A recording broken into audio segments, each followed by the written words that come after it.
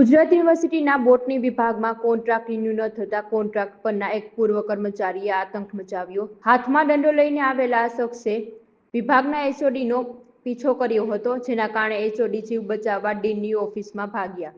ત્યારબાદ ઉશ્કેરાયેલા પૂર્વ કર્મચારીએ એચઓડીની ઓફિસ અને અન્ય 3 કેબિન, લેબ અને અધ્યાપકની કારના કાચ ફોડી નાખીને ભારે તોડફોડ મચાવી હતી, જેના પગલે યુનિવર્સિટી કેમ્પસમાં ખળભળાટ મચી ગયો હતો. ગુજરાત યુનિવર્સિટીના વાઇસ ચાન્સેલર નિર્જા ગુપ્તાએ જણાવ્યું હતું કે યુનિવર્સિટીમાં તોડફોડની ઘટના એક પૂર્વ કોન્ટ્રાક્ટર કર્મચારી કરી હતી. આ કર્મચારીનો કોન્ટ્રાક્ટ રિન્યુ ન થતા તેણે ગુસ્સામાં આવીને આ કૃત્ય કર્યું. તોડફોડ કરનાર કર્મચારીની માનસિક સ્થિતિ સારી ન હોવાથી જાણ તેના પિતાએ ફોન કરીને કરી હતી.